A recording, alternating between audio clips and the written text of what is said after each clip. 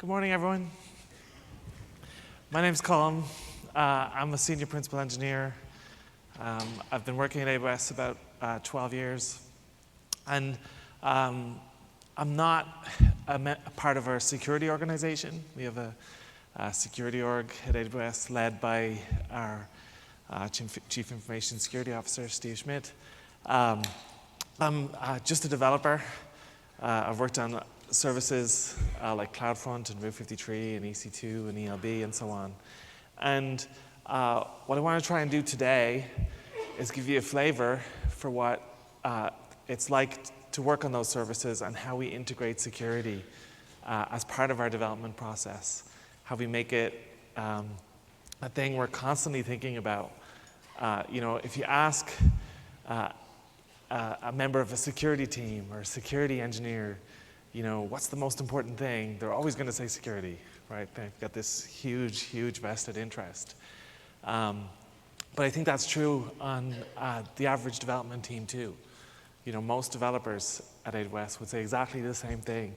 And I actually, think the number one thing we do to make that true is that it's just in the air we breathe and it's in the water we drink. And it's just this really strong intrinsic cultural value. On my office wall, literally, scribbled on the outside, is what I think are our priorities for how we're doing. Like if we're making a design and we have to make any trade-offs in that design, this is the order of priorities I've used as long as I've been at AWS, and then I know most other people use too. And security really is the number one thing.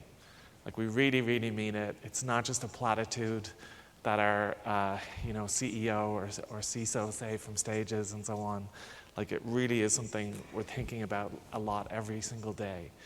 One of the ways I know security is our top priority is that if we had some kind of active issue that was impacting our customers that meant intruders or folks who shouldn't be able to were actually able to manipulate their data, or like we actually saw here's actual stuff happening in real time that would not be good, right? That would lead to information disclosure.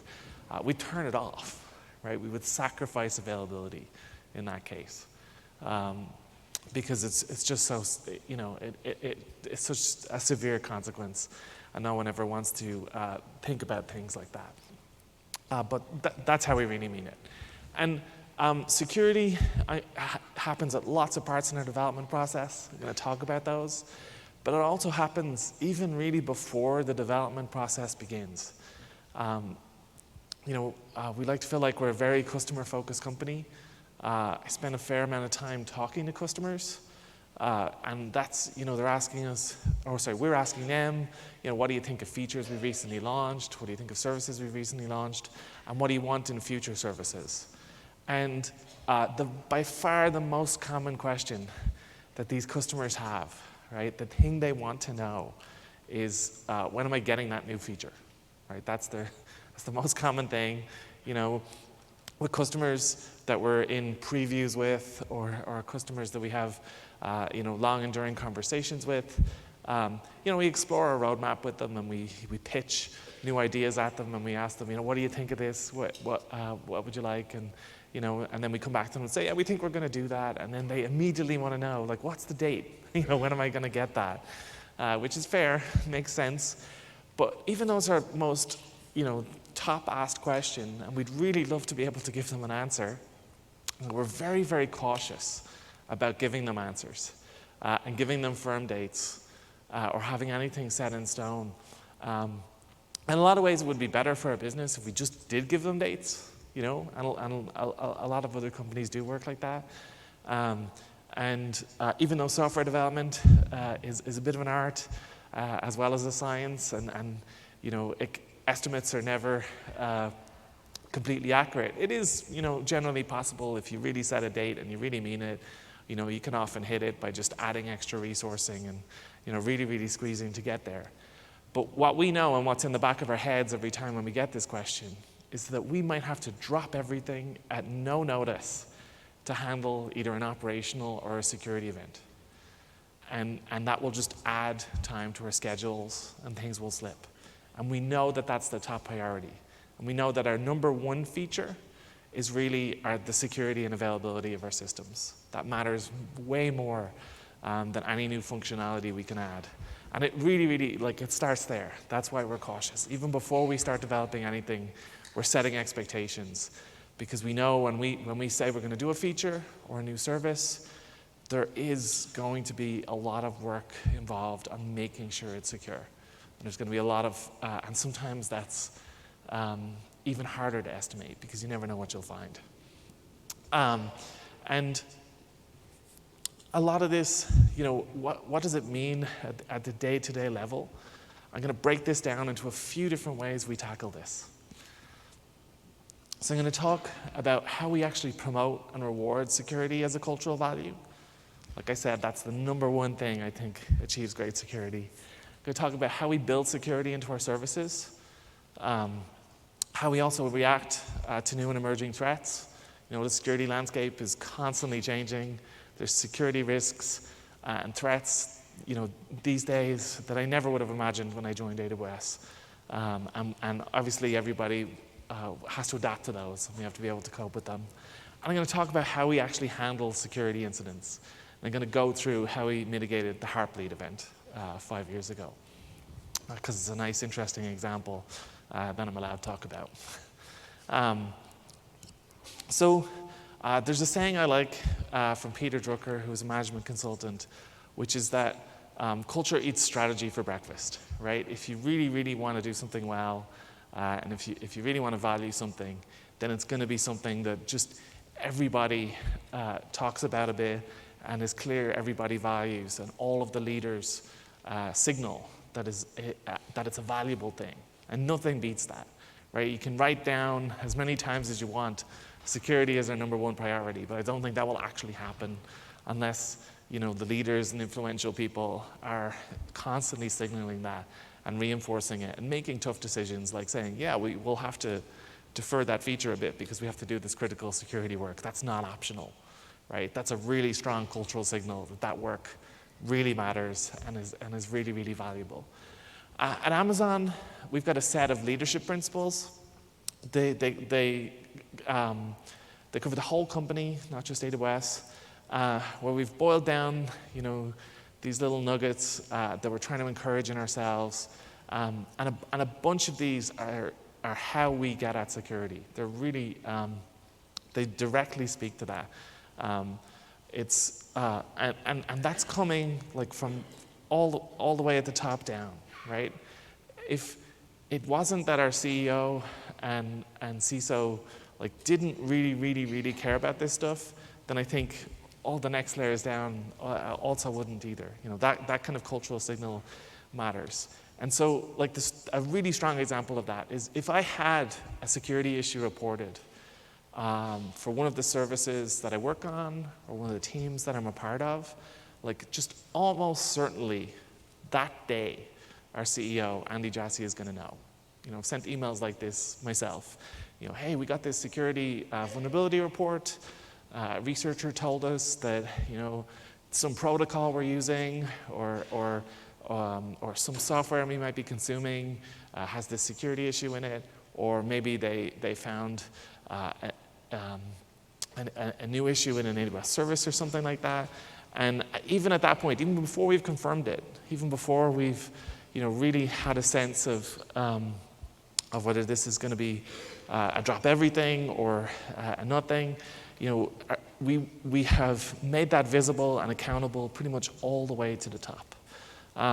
We also operate on kind of a need-to-know basis, so we're not necessarily sharing all the full details, but we're with everybody, but we're definitely making it accountable. We're saying, hey, this came in, we've got this, we're going to spend some time looking at this, we'll get back to you soon.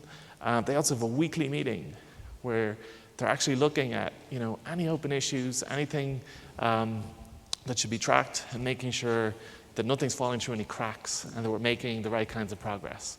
That's a really strong organizational signal that this stuff matters, right? People at the very top making time for this.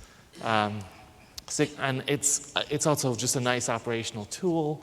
It does make sure things don't fall through cracks. That rarely happens. People stay on top of this stuff. But if the wrong combination of people went on leave or something like that, you've at least got this mechanism as a nice fallback to make sure that everything's being tracked, which is pretty awesome. And then we have these principles and tenets that I started talking about out of order.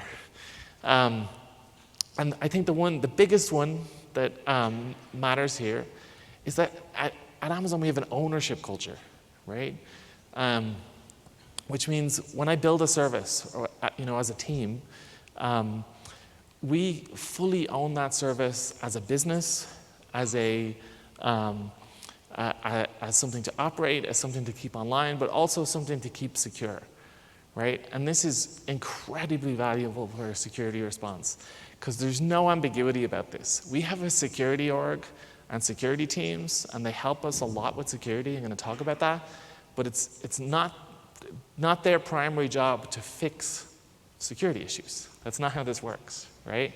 The teams who own the service are expected to be able to go really, really deep, and expected to be able to mitigate and handle any security issue that they have to deal with in a very timely way. And that matters a lot. I've seen other organizational models where you do have security teams who are, security heroes, and they kind of parachute in and patch code and, get it all working and so on. But we found that's not as sustainable for us. We want to be able to stand over all this stuff and integrate it directly into our process, which matters. We have an insist on the highest standards leadership principle, which for me means when we're doing security testing, or, when there's just kind of security best practices that everybody knows you should do, I like to use this leadership principle to really make sure we do them. Like, we really do them. A small example of that is we go to the trouble of using formal verification on our most security critical software. It's a very high standard that we insist on. But we just absolutely insist. Again, because we know, the consequence of any error is just absolutely huge, and so we're able to justify all that investment too. But it's very clear when you're going through a security review, or when you're talking about security, it's not really okay to say, well, we'll just let that slip for a while, we'll do that later, or maybe we don't need that. For the most part, it's going the other way, and if anything, we overdo it. Which is definitely the direction we prefer. We have a leadership principle about diving deep, which means when we get security issues, right, a clinical, really important part of the process is understanding it in incredible detail. Most security issues arise because of completely reasonable assumptions people were making, turned out not to be completely correct, or there were gaps between those assumptions, and they tend to be really nuanced, and it tends to be very creative, imaginative, security researchers who come along and find them, and they take a lot of tediousness to really go through and fastidiously really make sure you understand them, and the same for the absence of security issues. To make sure that they're not there really requires that just really tough, solid understanding of everything that's going on. One of our design tenets, something we strongly encourage in all of the systems and software we build, right, is to write small systems, to build simple things that are then composable, right? And just having that as a first-class architectural thing means that, our systems internally tend not to be too complex. They operate at an enormous scale, and they've got lots of rigor to do that, but they're generally not using a lot of fancy, algorithms or anything to do that. And that helps with security a lot. It's a lot easier to review those systems, and it's a lot easier to convince yourself that they're secure. So I love that we do that. Something I believe makes a huge difference too is that we encourage ourselves to just write really clear, readable code, right? It's not okay to write a bunch of code at Amazon that has like a lot of single-letter variable names, X, Y, Z, and A, B, C. It's like, what do those do, right? Or to have just really ugly long functions or very deep call stacks, or just spaghetti code that's just really, really hard to follow. We have explicit architectural guidance around let's make this stuff easy to digest. We concern ourselves a lot with readability. And my experience is that the most security issues arise in the least readable code bases. There's code bases I've seen over time where they're just an absolute mess, and the issues just show up and up and up over the years. And where those are open source packages and so on, we try to just avoid using them. And part of our process is actually doing readability evaluations on things. The code we write ourselves, though, try to make it just super crisp, easy to follow. Like, I get very nervous, very, very nervous if it's not. And then another kind of architectural principle we have is that, if we make errors, and we will, because we're humans, right? It's not enough to simply fix those errors, right? We have to have layers of defense, even in our code, right, that protect against those errors. So we've been investing more and more in tools and techniques that can do all sorts of static analysis, all sorts of formal verification, or even runtime checking in some cases, that are making sure, well, even if we made a mistake, it's not going to result in a large security issue.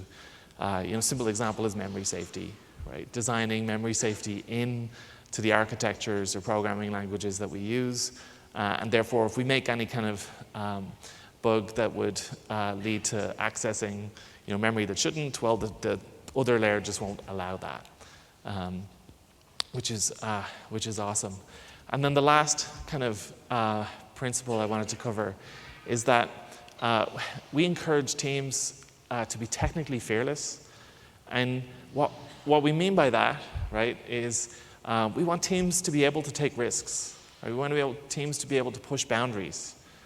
But we don't mean that they should take availability risks or security risks. That's not what fearlessness is.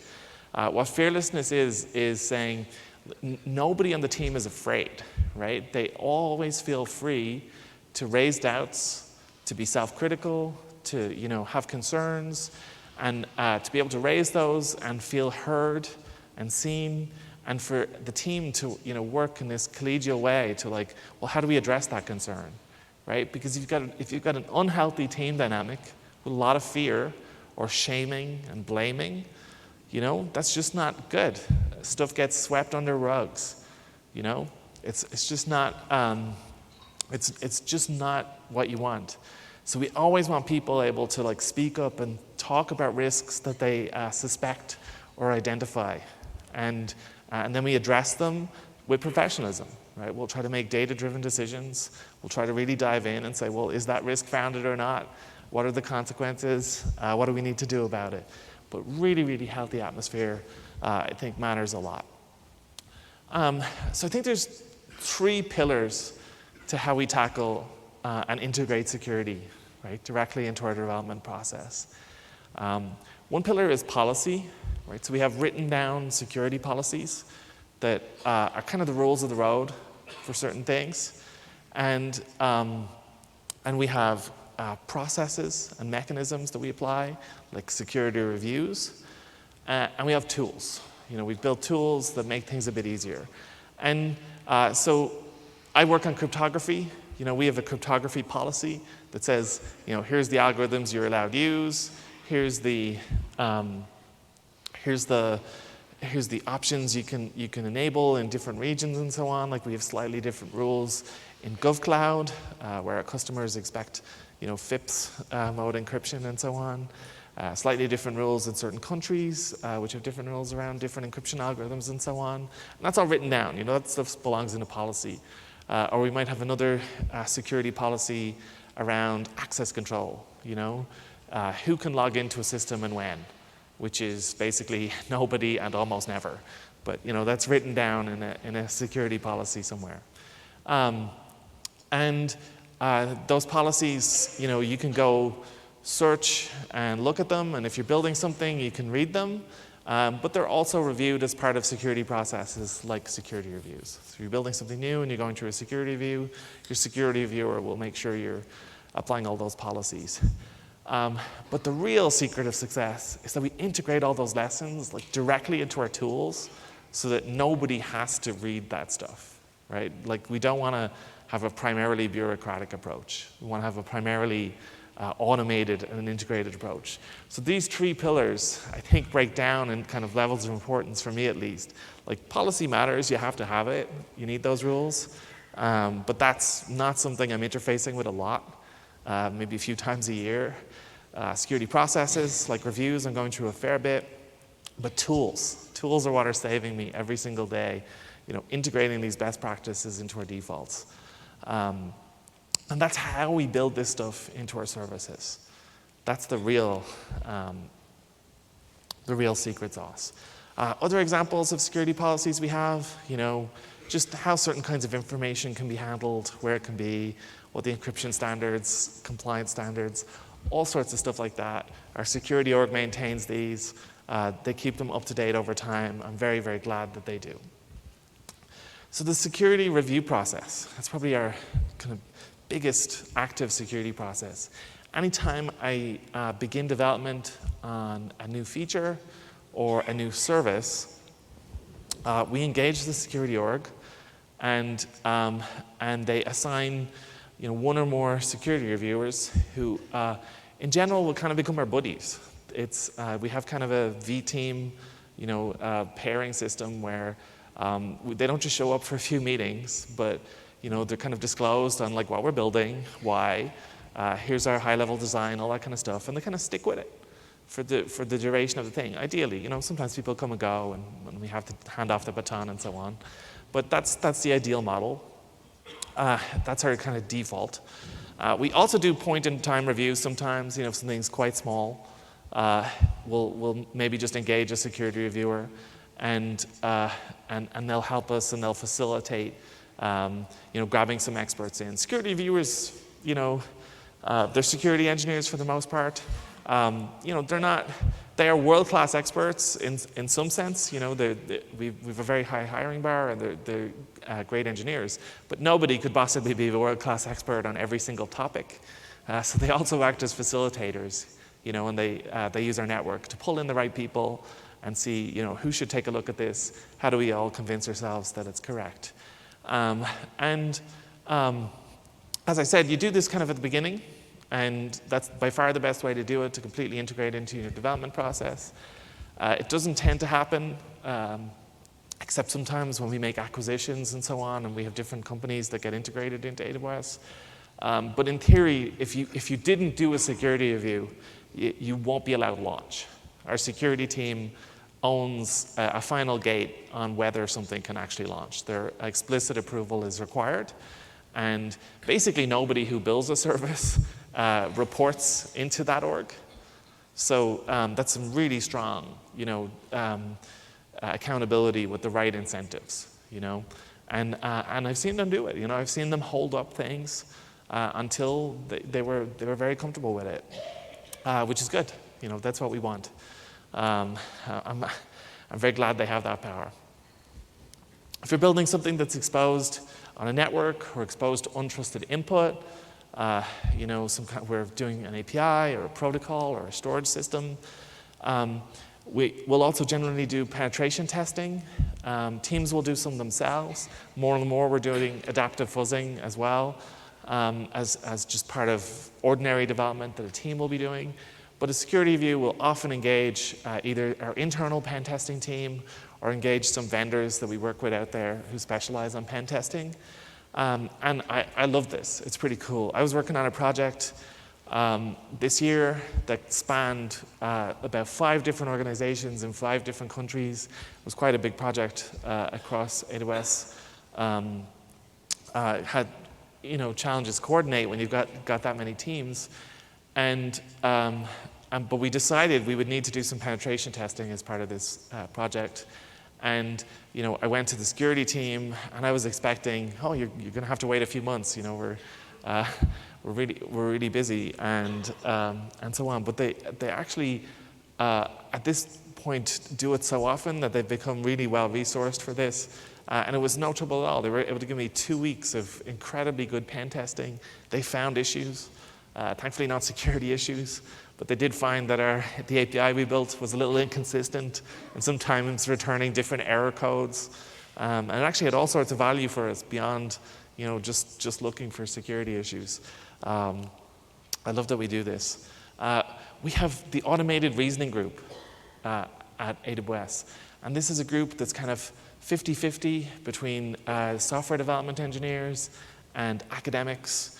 And they help us build formal models of our security critical systems and then apply formal verification techniques to the actual compiled code. And this is awesome. I do this on a project I'm part of called S2N, our implementation of SSL and TLS. And it helps me sleep at night. It's pretty cool. But then we also just build a lot in, right? As I said, we try to get a lot of our lessons into our tools, right? And so if I go to the internal tool at Amazon, it's called Octane, for building a new service. We've literally got a one-click interface for building a new service. It's cool. And just click that box and create a hello world AWS service. Does nothing special, right? I get a lot of stuff for free, right? That service will come out of the box with managed, TLS and SSL, with integration into ACM so that I don't have to worry about the certificates. It comes with SigV4 signature support for authentication, right? It's got IAM just built in. I don't have to do anything to support that. It's got support for AWS CloudTrail, just built in. AWS config, right, so that my customers can make snapshots and see drift over time and audit things, right? I don't have to do any of that. It's I have a staggering head start because the approach we've taken is to just integrate all this stuff into the defaults, because trying to tell, thousands of developers you got to do all these things just would not scale. It's crazy. We've got an enormous encryption stack at this point, right? Maintained and built and engineered by world-class cryptographers and world-class cryptography engineering teams. And it's just there at our disposal, right? I need to store a key. I've got a key management service. I need to encrypt data on the network. I've got 4 different layers. I need to encrypt storage. I've got 2 different layers, right? Very adaptable, speeds up a lot of things. It's awesome. When I joined AWS, it wasn't like that. You would spend a lot of time working with engineers, going through the nitty-gritty of well, here's how to do this right, here's how to store this key, here's how to distribute this credential. These days all of this is solved for me, which is an enormous relief. I love it. It's just awesome. Since every team also has to operate the service, right? If I build a service at AWS, I'm expected to operate it, no matter how big it is. It would be very easy for there to be security issues at that layer. If people were just using "let me in" as a password to configure everything, right? That wouldn't be good.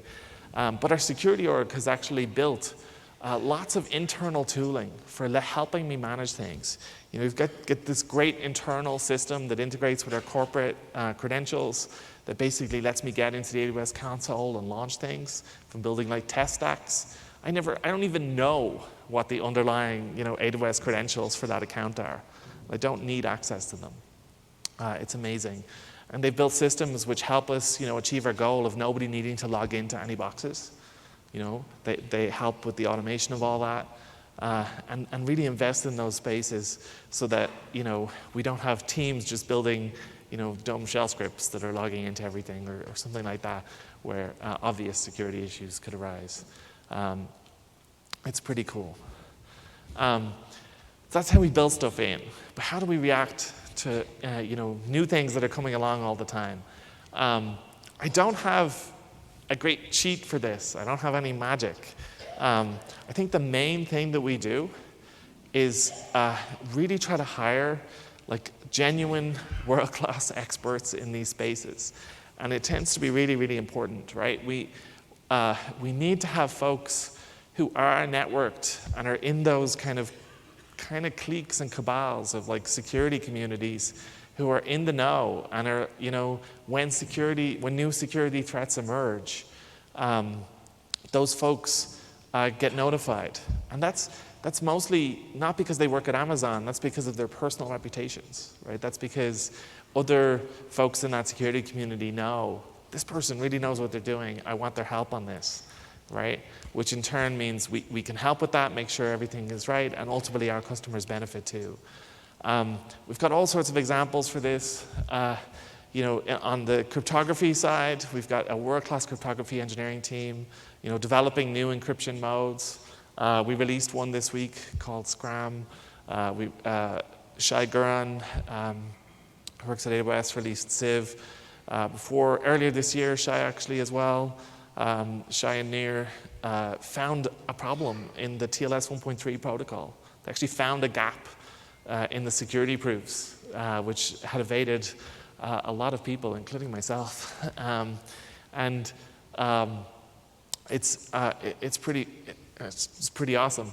We've got a paper out on how we do more of this cryptography engineering in S2N that actually won a honorable mention award from the NSA for best paper this year, which is pretty cool. But you know, when Spectre and Meltdown came along, you know, we had world-class experts on microarchitectural side channels, right? And so those folks helped mitigate it, you know, and that stuff really, really matters. And in building those communities, right, we're trying to build great, open, collaborative relationships with security researchers, right? We try not to think of them as adversaries, because they're not. You know, so, sometimes I've seen some companies get security notifications and react very negatively, all the way up to like threatening to sue the researchers, which is crazy, because we're all on the same side, right? We're all ultimately just trying to protect customers. So we try to have really healthy relationships with them. You know, I try to congratulate researchers whenever they find things, and keep things as good as possible. And when I say I don't have any magic, or you know, this is what I mean. Like, it's just this groundwork of having these networks and maintaining really good relationships that helps us get disclosed on security issues and helps us, you know, stay in the loop and ultimately improve things for our customers. Last thing I want to talk about is how we handle security incidents. So security incidents aren't something we talk a lot about. In general, we don't want to give anything away about what our real-time practices are. But I'm going to talk about Heartbleed, in part because it's a really big security issue that everybody's familiar with, and in part now because it's 5 years in the past, so it's a little safer for me to talk about it. And if you don't remember the Heartbleed vulnerability, I envy you. But on April 7th, 2014, a security issue in OpenSSL was made public, and that security issue was almost devastating. Not quite the worst kind of security issue you can have, like remote execution, but the next worst, memory disclosure, where an attacker could send a heartbeat message with a corrupt value in it, and OpenSSL would send back arbitrary memory, up to 16K of it, and that could include secrets. It's not good. not what you want. And this issue leaked prior to the embargo, and so it was effectively a 0 day, right? Effectively, early in the morning, about 10 a.m., 10:30 a.m., the world just finds out that there's this issue in OpenSSL. Turns out it's very, very easy to exploit. You know, if you know what you're doing, it takes a few minutes to put together a tool that could do this. So it's as no notice as 0 days get. And basically the whole world was impacted. Like a lot of people running OpenSSL, millions and millions and millions of web servers, for example. Very, very scary thing to happen.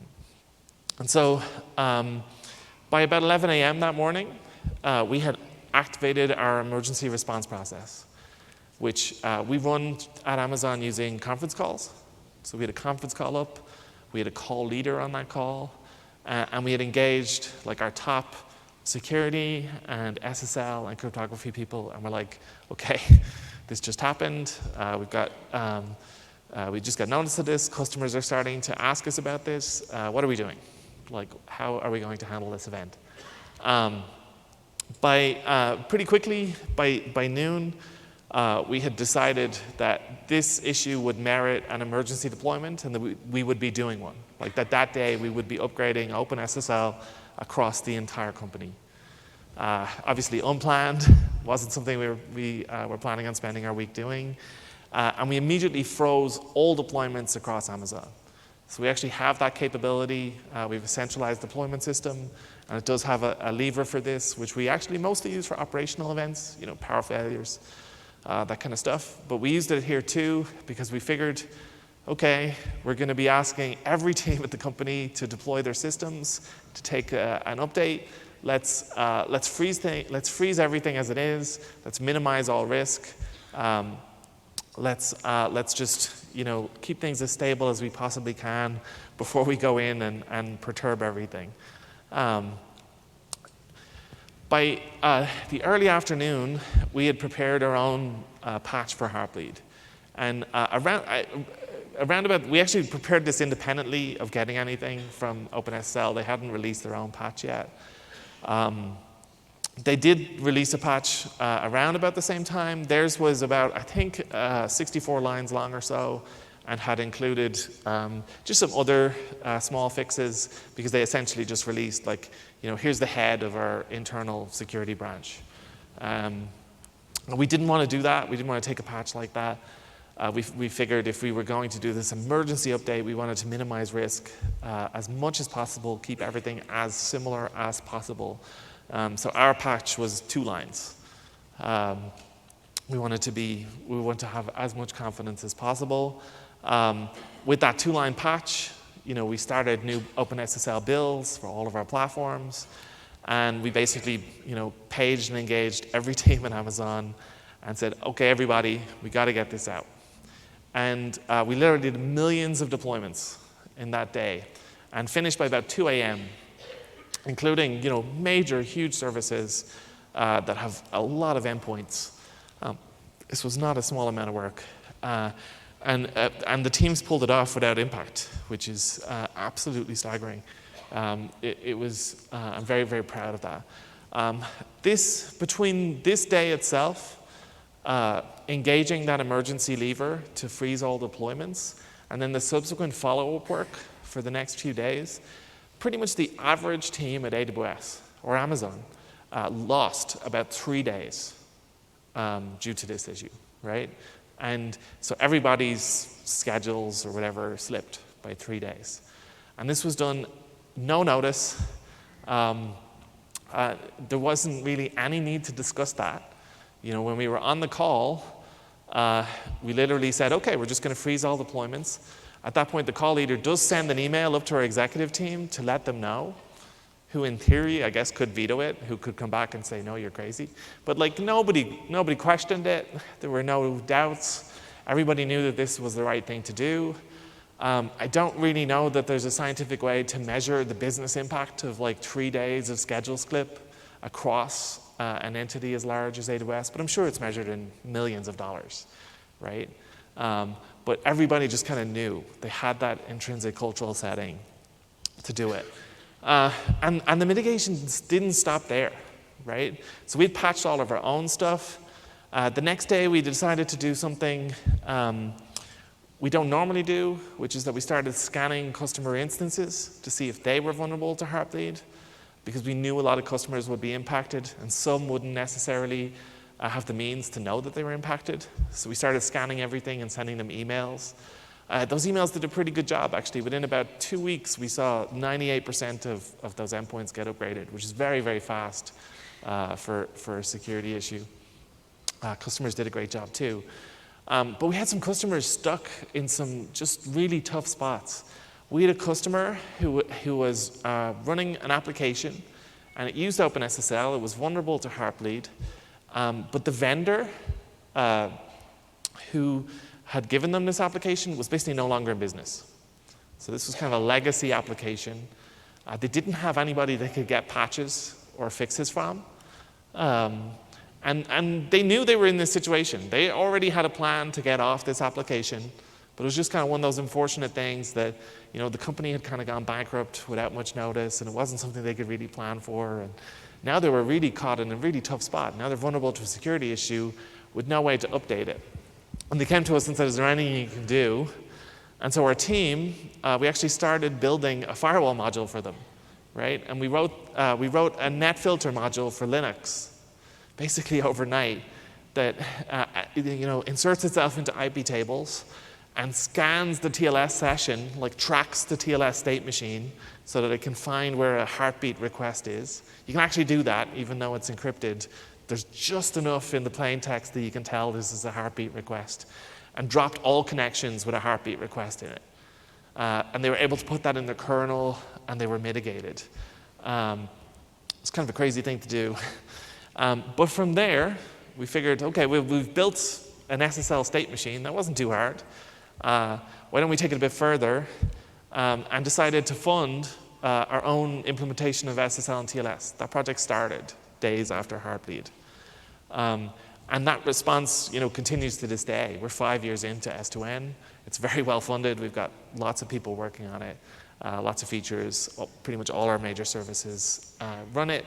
And so our response wasn't just like that night or those 3 days, but like a really deep take on what it is we need to make sure that issues like this can never happen to us again.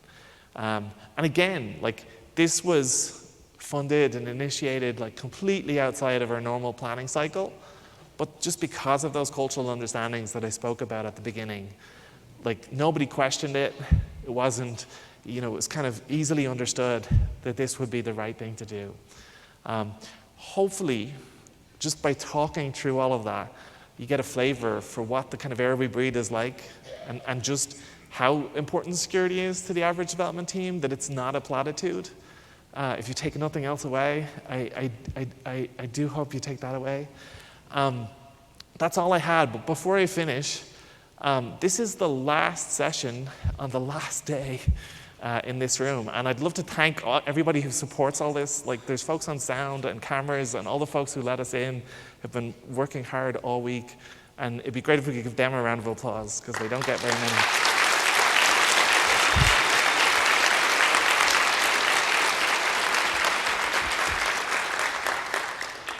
And thank you very much. If you've got questions for me, just grab me after I get off the stage.